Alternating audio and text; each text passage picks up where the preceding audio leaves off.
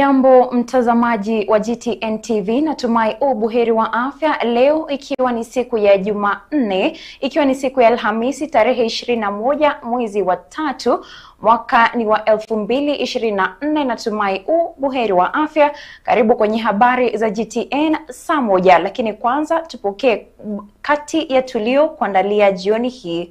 Kati ya tulio kuandalia kwenye GTN Saa Moja: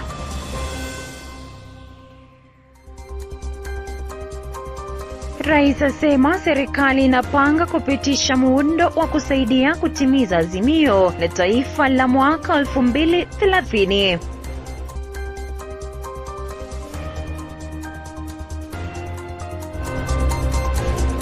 Waziri Kindiki adai kuwa mtandao wa kijamii ya TikTok unatumika katika kuzalisha propaganda na uenezaji wa maudhui yasiyo halali.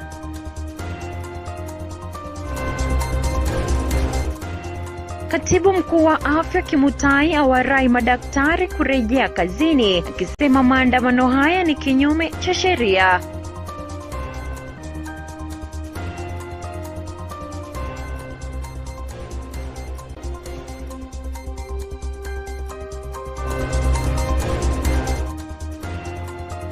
Timu ya KCB yapania kuwania ushindi dhidi ya Oilers katika michuano ya nusu finali.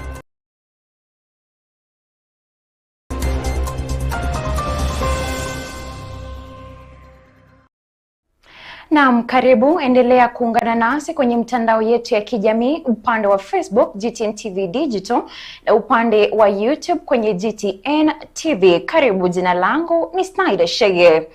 Rais William Ruto amesema kuwa serikali yake imepanga kupitisha muundo wa kusaidia kutimiza azimio la taifa la mwaka 2030.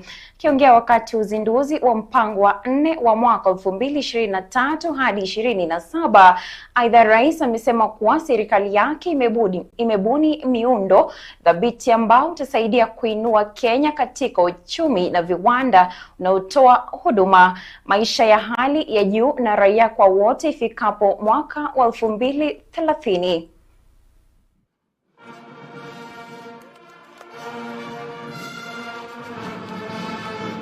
Ni katika hafla ya uzinduzi wa mpango wa 4 wa Rais William Ruto amesema kuwa serikali yake inapanga kupitisha muundo wa kusaidia kutimiza maono ya taifa ambayo ni azimio la taifa la mwaka 2030. Amesema kuwa serikali yake imebuni muundo dhabiti ambao utasaidia kuinua Kenya katika hali ya kiuchumi na viwanda unaotoa huduma. Plan covering the period of 2023 to 2027, which marks the final 5-year plan of the Kenya Vision 2030, launched in 2008. To spearhead a radical economic turnaround, fostering inclusive growth and enhancing the livelihoods and welfare of all our citizens, particularly those at the bottom of the economic pyramid. These commitments are intricately detailed within the bottom-up economic transformation agenda. Consequently, it is just to remind everybody here that the better plan, we not only have an agenda, but we also have a plan combined into one program. Kwenye sekta ya kilimo, rais amesema kuwa serikali yake itaimarisha uzalishaji kupitia msururu wa thamani unaolenga bidhaa za ngozi, nguo na mavazi, maziwa, mafuta ya upishi, uchumi wa baharini, ujenzi na vifaa vya ujenzi, kati ya zingine. The fourth medium term plan 2023-27, ladies and gentlemen, is an instrument that we will use as a whole of government to deliver on the aspirations that the people of Kenya expect of all of us.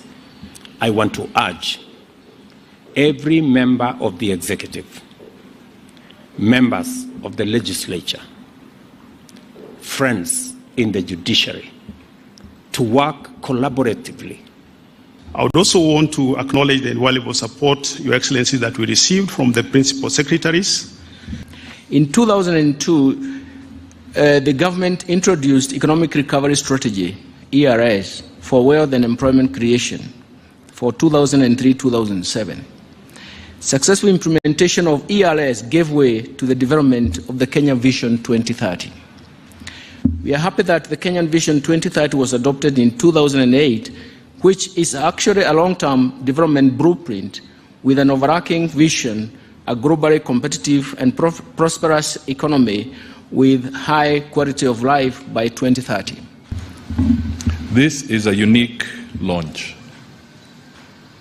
a very unique launch. Why? Because it is happening at State House. What does this signal? I can at least think of two things. First, it signals high-level approval and ownership of the MTP4 plan. Essentially, the buck stops here. The second thing that I would say it signals is that there will be close monitoring and evaluation of the implementation of the plan from the highest level. Katika sekta ya afya bora, akisema serikali yake itapanua bima ya afya ambayo ni mbinu mpya ya SHIF ambayo amesema inalenga Wakenya milioni 10.8. Gtn Saa Moja, jina langu ni Gtn.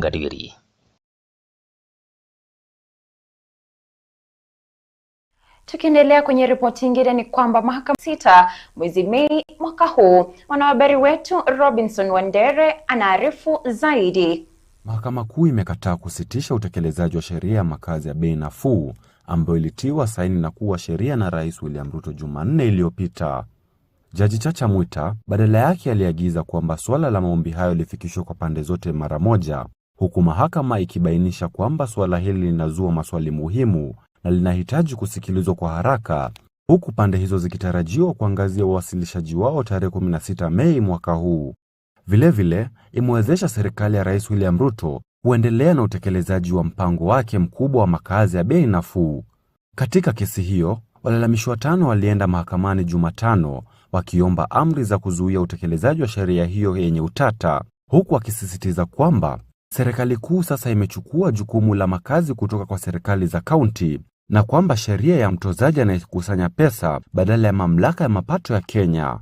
Katibu wa ardhi Alice Wahome na mwenzake wa hazina Njuguna Ndung'u, mwanasheria mkuu Justin Muturi, bunge la kitaifa na seneti wameorodheshwa kama washtakiwa katika kesi hiyo. Nikiripotia runinga GTN, jina langu ni Robinson Wandere. Tukiendelea ni kwamba serikali itapunguza matumizi ya mitandao maarufu wa kijamii wa China wa TikTok na maafisa wa serikali ili kulinda data nyeti pamoja na usalama wa Wakenya. Hii ni kulingana na waziri wa usalama wa ndani Kithure Kindiki. Kindiki mapema hii leo alizungumza mbele ya kamati ya bunge ya malalamisho ya umma akisema kuwa mitandao hii inachangia haswa katika usalama wa taifa, akidai kuwa inatumiwa katika kuzalisha propaganda za vita na kueneza maudhui mabaya yasiyo halali. Serikali sasa inadai kwamba majukwaa ya mitandao ya kijamii ikiwemo TikTok ni tishio kwa usalama nchini. Hii ni kulingana na waziri wa usalama wa ndani Profesa Kithure Kindiki akizungumza mbele ya kamati ya bunge ya malalamiko ya umma mapema hii leo, akidai kuwa mitandao ya kijamii inatumika katika kuzalisha propaganda za vita na kueneza maudhui mabaya. We have one of the most robust data management and data control laws anywhere in the world. And if anybody doubted the modernity and the sophistication of our legal regime, they will see how, for example, we reacted to the WorldCoin matter.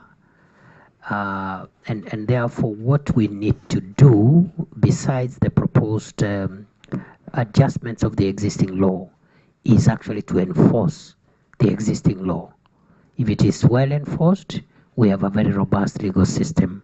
The current law, which is the Data Protection Act of 2019, as supplemented by the Data Protection Regulations, require data controllers and data processors including now TikTok. Vile Kindiki amesema kuwa wizara yake imeandikia jukwaa hilo baada ya kushindwa kufuata sheria za Kenya. The government of Kenya is in contact with TikTok and we have raised concerns relating to the way TikTok is processing their data related activities. In particular, the government of Kenya has requested from the owners and operators of TikTok to provide to us the levels of compliance with our laws, namely the Data Protection Act and the Data Protection Regulations. TikTok falls in the category of data controllers and data processors. They are required under the laws of our country to comply with various compliance obligations under the Data Protection Act and the Data Protection Regulations. Kindiki vile alidai kuwa baadhi ya makundi ya kigaidi ikiwa ni pamoja na Al-Shabaab yanatumia majukwaa haya kuzalisha propaganda za vita na kueneza itikadi za ugaidi. Vile alidokeza kwamba maafisa wa serikali hivi karibuni wanaweza kuzuiwa kutumia jukwaa hili, akidai kuwa ni tishio la usalama katika kulinda data nyeti.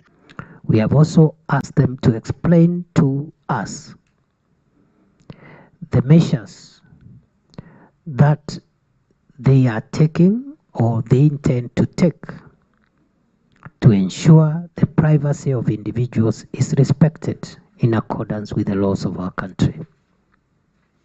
At the moment, we are not satisfied that there is compliance. We are waiting for the explanation from TikTok. Hapo mwaka jana Rais William Ruto alifanya mkutano wa mtandaoni na afisa mkuu mtendaji wa TikTok, Shou Zishu, wakikubaliana kuwa jukwaa la video fupi la TikTok litafanya kazi kwa karibu na serikali ya Kenya katika kukagua na kufuatilia maudhui yake. Mnamo Agosti mwaka jana, wabunge walifanya maoni yaliyogawanyika kuhusu hoja iliyopendekeza kupigwa marufuku kwa TikTok. Hoja hiyo iliyotolewa na muombaji Bob Ndolo, ambaye anataka programu maalum kushiriki video ipigwe marufuku kwa maudhui yake yasiyofaa.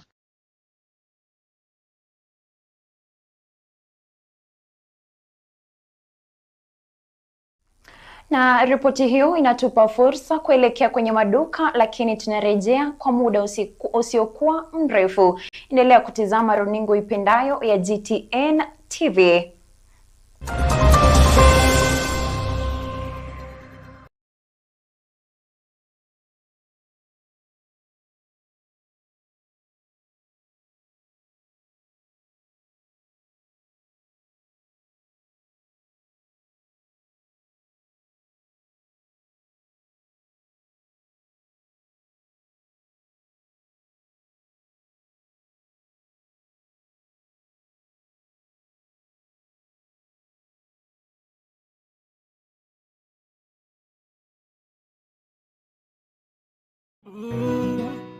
Namhitaji bwana panga. Si anaweza kufanya hata mipango mimi nikawekwa kwenye mail store we, hata kama ni kwenye container. Hii ndio itadetermine utakaa kazini ama unaenda nyumbani ukalime mboga na bibi yako. Remember, you are a wanted criminal. Sawa, unanitisha? Sawa. Niambie tufanye mambo ya mafupi sasa hivi. Sawa. Hivi karibuni nilikuwa na ndugu yangu Panga. Kamwambie mimi sio mwanae Katu. Panga ni nani kwako? Ukishamjua Yule ni paka aelewane na mimi babake. mimi ninaona afadhali aachane na mimi kabisa. Hapa hivi kwa babangu sikutaki, ondoka. Sio mtoto atazaliwa Shakahola ama atazaliwa wapi? Hapa zaliwa mtoto hapa. Haito siondoki. Mimi ndo maua wa mzee Chacha. Sasa hiyo ndo nini sasa? Ndo nini ndo twaenda hivi? Sofia na mume wake. Twaenda huko kwa mwanamke. Huyu ni nani? Hebu acheni hapa. Wembe ni ule ule na kinyozi ni yule yule. Kunguru hanenepi kwa chakula cha jamoja. Na endapo utakuja fanya ujinga kama huu bro, itakuja wakuta msinaumu. Mzee kijiji kitanilaumu hichi. Mke wako hana haja na wewe. Tulia. Mwache, hebu acha mwanamke mwache. Jirani, wewe usifike huyu. Fike. Ufanyaje?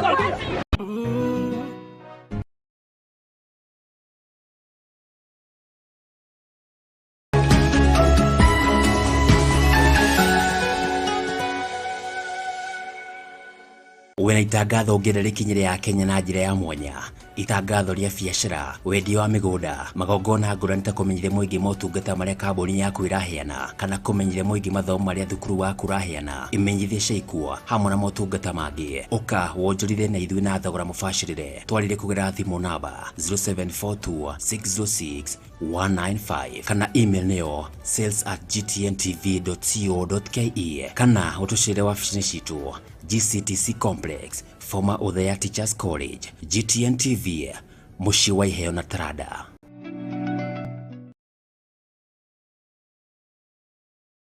Do you have a skill but lack certificate to certify that indeed you're qualified?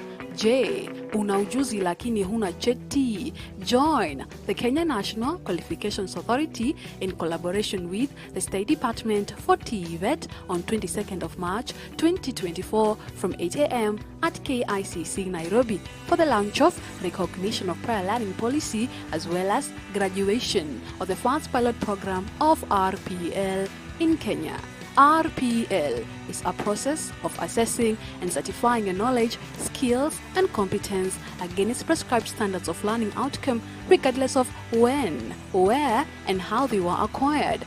Join us to learn more on RPL. This message is brought to you by Kenya National Qualifications Authority through the Ministry of Education in collaboration with the other government ministries, stakeholders, and partners. RPL. Jua kali hadi geti kali.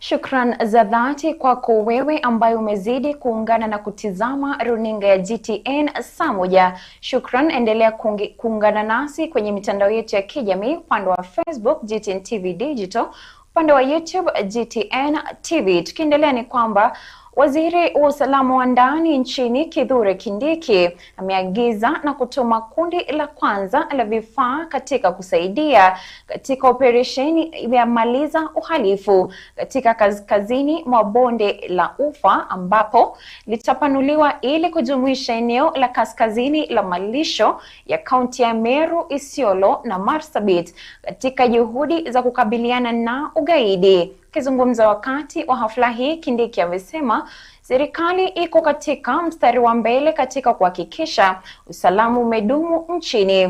Zaidi ya hayo, Waziri Kindiki alisisitiza kwamba serikali katika muda wa miezi 6 iliyopita imewekeza shilingi bilioni 7.6 na iko tayari kutumia kiwango kingine cha shilingi bilioni 29.4 katika miaka mitatu ijayo chini ya mpango wa uboreshaji wa vifaa vya polisi.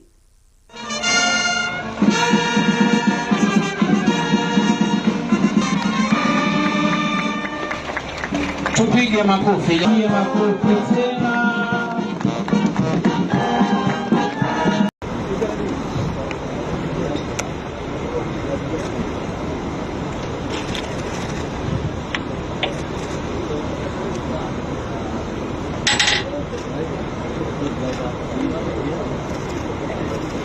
The co-driver is the commander.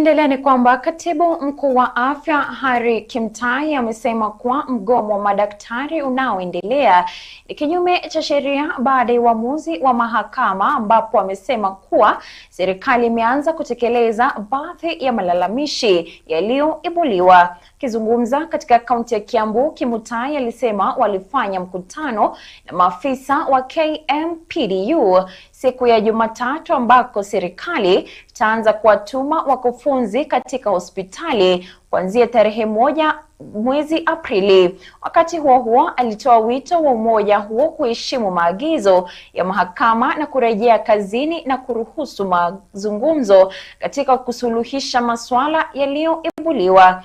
Aidha, kwingineko katika kaunti ya Nairobi, gavana wa kaunti ya Nairobi Johnson Sakaja ametoa amri kwa madaktari walioasi kazi zao kurejea kazini kwa masaa 12.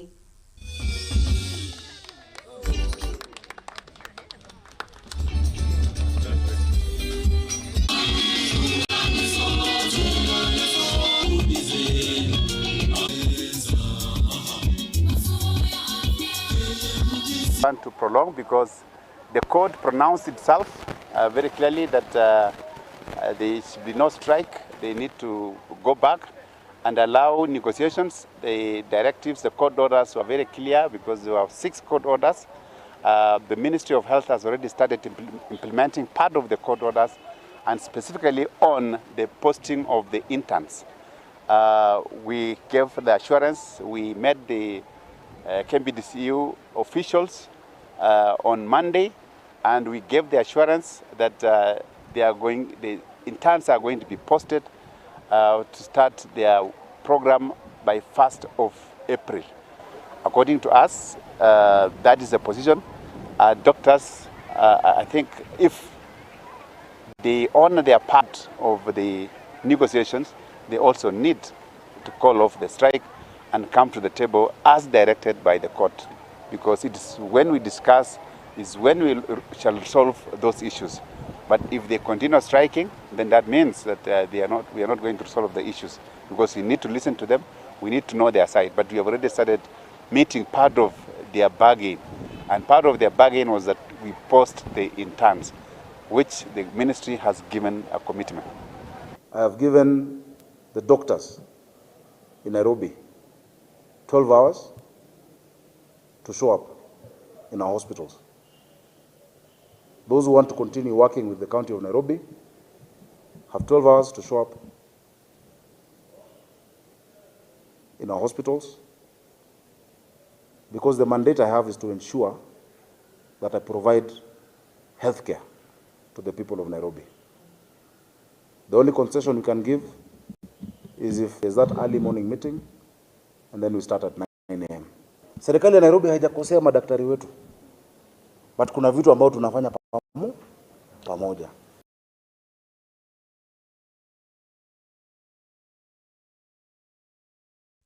Tukielekea michezoni ni kwamba kocha mkuu wa KCB RFC Curtis Olango ameelezea matumaini yake katika uchezaji wake kabla ya mchuano wa nusu fainali ya kombe la Kenya wikendi ijayo dhidi ya Menengai Oilers katika Ruaraka Sports Club. Mtaalamu huyo mkongwe naamini kwamba timu yake ina uwezo wa kuondoa Nakuru katika kinyang'anyiro cha kuwania ubingwa, kwani hii itakuwa mechi ya lazima kwa wanabenki walioshindwa na vijana Gibson Weru wakati wa awamu ya ligi ya msimu huu. Wanabenki hao wanapania kupindua matokeo ya 27-10 dhidi ya Oilers, huku wakipania kuondoka katika harakati zao za kuwania taji la kwanza la Kenya Cup.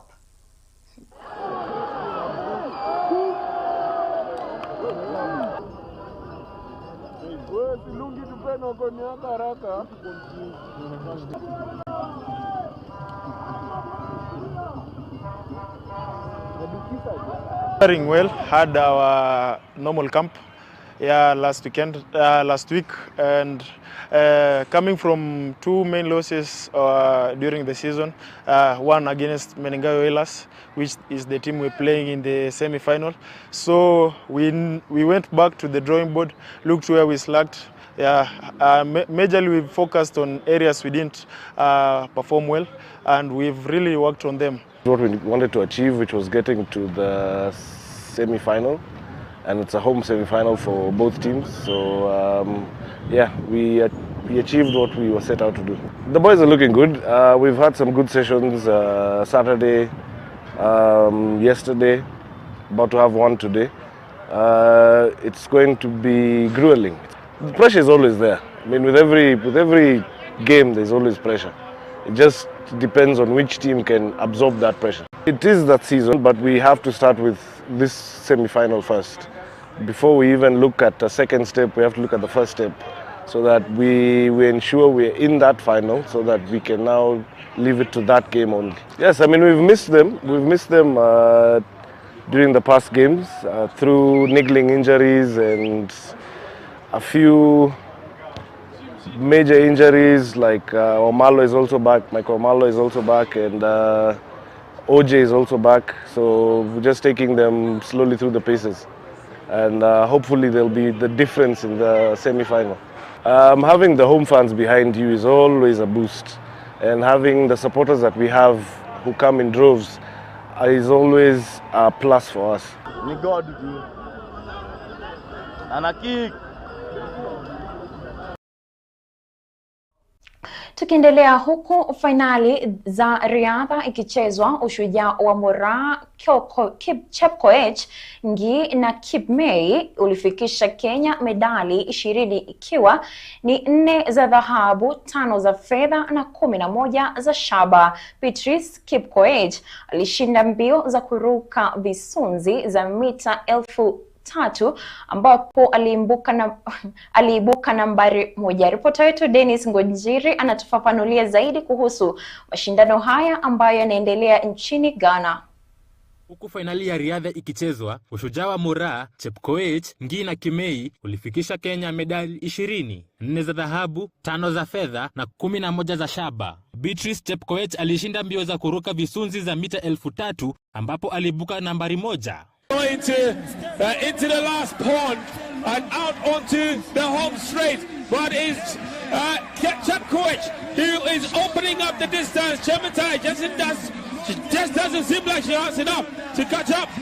This is the last barrier. She can see the finish line. Oh my word, the Olympic champion is coming, but no, the world champion has seen that and she has sprinted to the finish line.